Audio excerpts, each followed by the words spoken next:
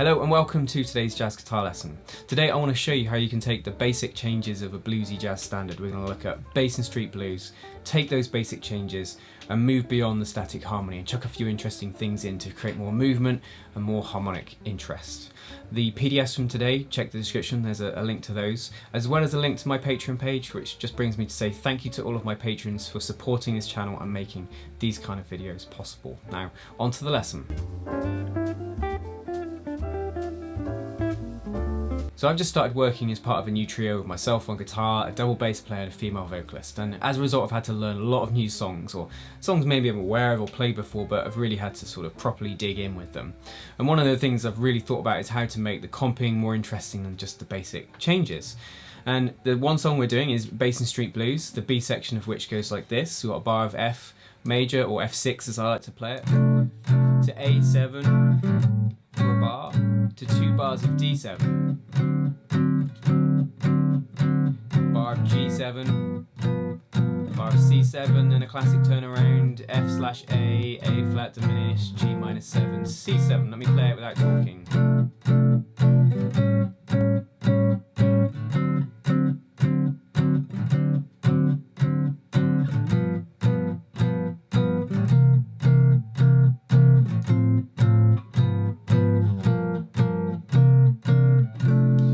Basic changes to that section of the song. And there's nothing wrong with that, that's your kind of base, that's your foundation, but it can be easy just to play a song like that for years and not really think about other things you could do. And it's not that you always want to complicate things. Everything I show you today, it all depends on who you're playing with, you know, what they'd expect and what fits with what other instruments are doing. The first thing I want to show you is what I call chromatic approach chords. This is something I learned from actually a blues guitar player, from T-Bone Walker, things like in his classic tune Stormy Monday. And what we're going to do is we're going to approach the dominant 7th chord. So we're going to take the, just here it is on the screen before I play it, the D7 we're going to approach with an E flat 7, the G7 we're going to approach with an A flat 7, so a fret above, a semitone above, and then the C7 we're going to approach from a semitone above. Now I think in all instances, in most instances it's on beat 4, but it also happens on beat 3 as well. But let me play it for you. So 1, 2, 3, 4. So.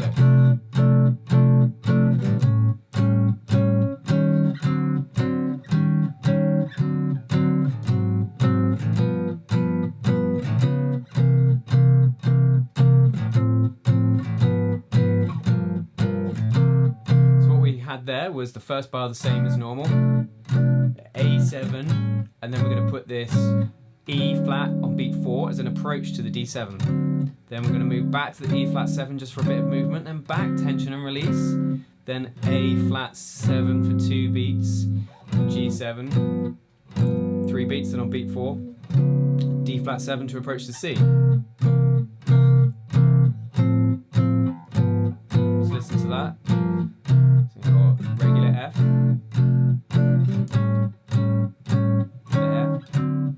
Up, back down, approach, approach. Do it one more time.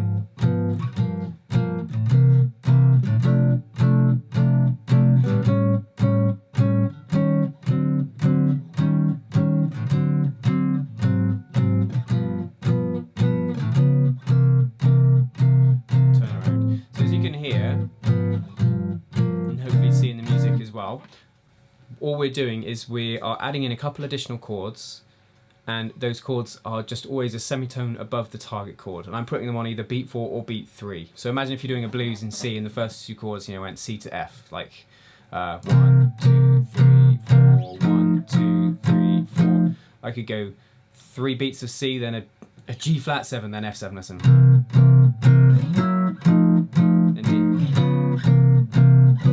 Type of thing. So you hear that all the time. You hear it in blues and you hear it in comping in jazz, especially jazz blues too. So the simple thing there is to approach the next chord from a semitone above, either on beat 3 or beat 4. So have a play around with that. And why does that work? For me, it's just all purely down to tension and release. I don't really think of it from a theoretical point of view. It is one of those things that really is as simple as just play a fret higher. You can do a fret below as well. I just prefer the sound of falling into the chord, but play around with both. So our second method is to use inversions. So most of the time when we're playing chords, like if we're playing this A7, we've got the root in the bass, it's an A in the bass. But if you played an A7 with the third in the bass, that's first inversion. Or an A7 with the fifth in the bass, that's the second inversion. And you could even have an A7 with the seventh in the bass, which is A7/G, which would be the third inversion. So that's when we just simply take the chords and take the notes of the chords, and instead of having the root at the bottom, the lowest note, change it to either the third, the fifth, or the seventh. Now, what these chords enable us to do, as well as creating different sounds, they enable us to travel to other chords, I think, in a neater way. Let me just play what I've done for you for this example with inversions, and I'll talk through my thinking. So here it is on the screen. So 1, 2, 3, 4.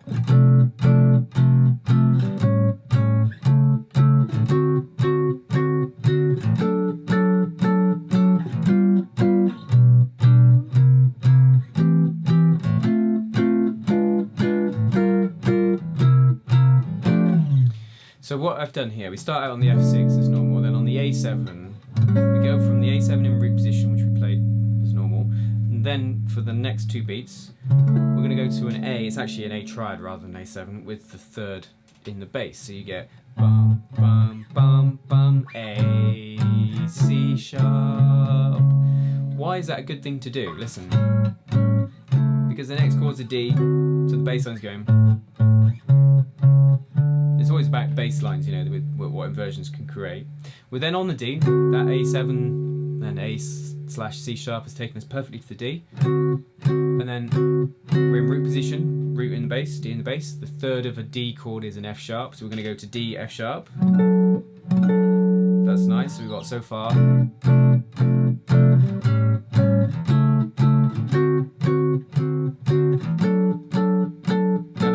An F sharp in the bass, which is great because the next chord is G7, so F sharp's a semitone, but G. I could keep going up here, but I appreciate some of you might not have a cutaway, so we're going to go the G7 here, and then G/B, so which is a G with the third in the bass, leads us perfectly to a bass note of a C, semitone above, and then C/E, C with the third in the bass again, and then rather than doing the turnaround down here where we did to start, we're going to do it up here. F/A, A flat diminish, G-7, C7. So A7 travels to D, bit smoother, less static harmony there.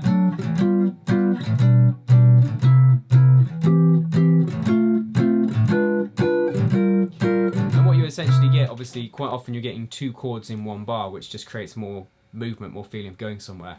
If I go back to playing the first line and just have F, A7, D7, it's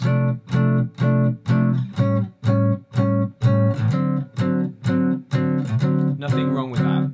Let's try this.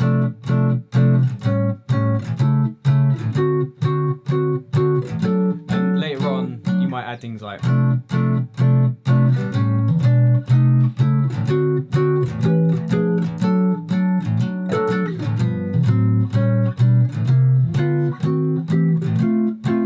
chords, you can add in as well, but those would be a nice start. My third and final way that I want to show you today utilises some of the fantastic ideas of the late great Barry Harris. Now, if we were going to play, say, over a C7 chord, then most guitar players, most of us would jump for C mixed Lydian. Some people call it the dominant scale. C, D, E, F, G, A, B flat, C, root, second, third, fourth, fifth, sixth, flat 7, back to our root. Now, Barry Harris had a fantastic scale, which we'll come to why it's so great, that had a slight difference to it. It goes like this. So going C, D, E, F, G, A flat, B flat, B, C. So I had a root, second, third, fourth, fifth, a flat 6 or a sharp 5, flat 7, and a major 7. So it has one additional note. So instead of being a traditional septatonic scale, which is 7 notes, like the first one, 1, 2, 3, 4, 5, 6, 7, we had 1, 2, 3, 4, 5, 6, 7, 8. So there's one additional note, and it's that. that sixth is the real point of difference, and we've got a major 7 as well. Now if I took those two scales and harmonised them, this is where things get interesting. If we harmonise the Mixolydian, we get the following chords: C7, D minor 7, E minor 7 flat 5, F major 7, G minor 7, A minor 7, B major 7, back to C7. Now that different scale from Barry Harris, if we harmonise that, we really get two chords. We get a C7 and then D diminished, and inversions of those chords subsequently. So you get C, I'll put this on the screen for you. So you get C7, D diminished, C slash E, C7 slash E, F diminished, C7 slash G, A flat diminished, C7 slash B flat, B diminished, and C7. You listen to that.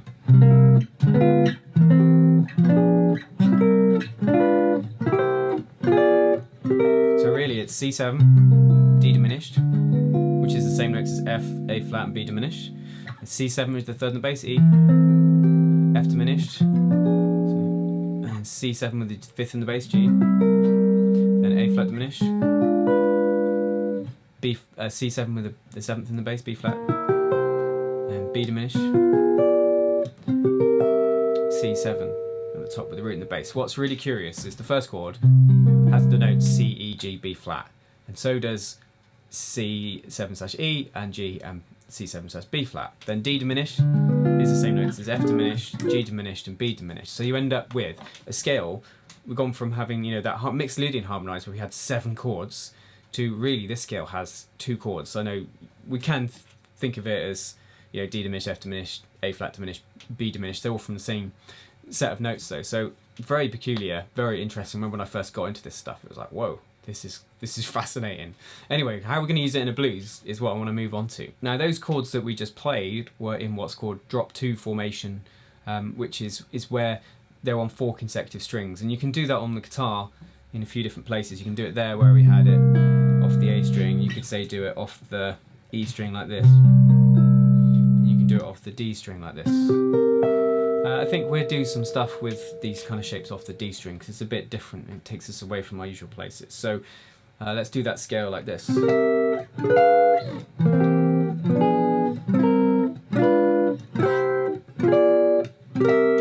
Now, I've just played a C7 dominant scale, if you like, harmonise. Obviously we've got more chords than just C7 in this song. I picked C7 because it's the 5 chord of the key of F, the key that we've been looking at Basin Street in, but obviously we've also got A7, D7, and A7, D7, G7, C7. So there's a lot of harmonised scales to write out for you to go through. That's something you'd need to think about and try and practice and work out. So let me play this example, and using that scale for the equivalent chords for A7, D7, G7, C7, and like those harmonised chords on the top few strings, and so sometimes it'd be 3-note versions rather than 4, I can create a lot of movement. You know, maybe not always as much as I do here, but just to show you the kind of things you can do. A 1, 2, 3, 4.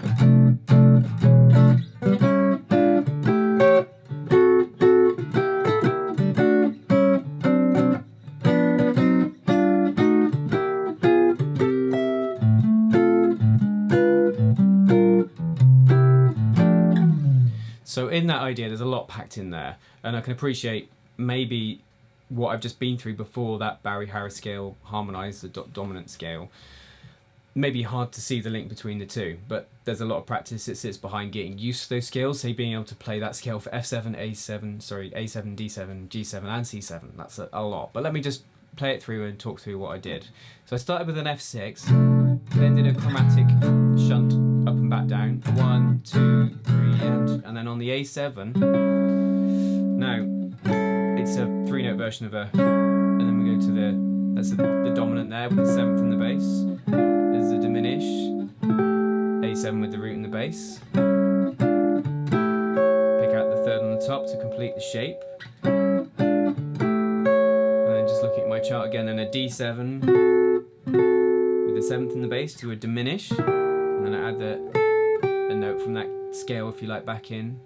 And then D7, a diminished, to an inversion of the D7. So it's always swapping between an inversion of the dominant to the diminished and back. On the G7, G7 with the 7th in the bass, the diminished, G7 with the root in the bass, then the diminished, C7 with the 7th in the bass, the diminished, C7 with the root in the bass, and then just to break up the harmony, I went boom ba boom ba. Good way to just make a turnaround more interesting, but packed a lot in there.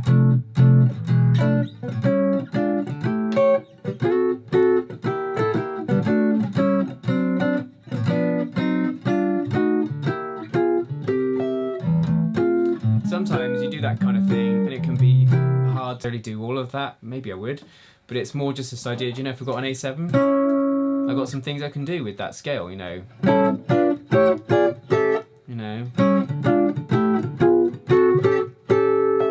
Which just creates that bit of movement, a bit of interest. And I remember I'd heard these chords a lot, particularly, you know, you hear great pianists use them. People like, I know George Shearing chucks in loads of diminished chords. I never really understood kind of why. It wasn't really till I got into the Barry Harris kind of stuff where I really sort of got to grips with it. This just brings me to say, if you've not checked out Barry Harris, first and foremost, he was a fantastic pianist, sadly died last year. He's mainly known as a fantastic educator as well, had some great concepts and ways of thinking about jazz harmony. On YouTube there's plenty of great resources to do a deep dive with his stuff, you know, the great channel Things I've Learned from Barry Harris, a great rabbit hole. Also the Labyrinth of Limitations, that's pretty in-depth stuff too. And also as a pianist I like Isaac Raz and I really like his stuff. I think like Things I Learned from Barry Harris because they both went to his workshops in person. I did as many of his Zoom classes as I could before he died, and always took away something really interesting. I've got notebooks full of ideas and things to work through over the course of time. But yeah, what a fantastic educator. There is also a very good book out there, I think it's by Alan Kingston, which is breaks down all the concepts of Barry Harris's scales and how to fret them and find them on the guitar. But anyway, I hope you enjoyed those 3 ways just of breaking away from the static harmony. Obviously, so the first one, you know, the chromatic chord approach, nice and simple. Second one, bringing inversions, and the third one, taking a harmonized scale from the teaching of Barry Harris and bringing in lots of interesting movements. But if you've got any questions, do leave them below. Hope you've enjoyed today's lesson. Please do check out my Patreon page. Until next time, you take care.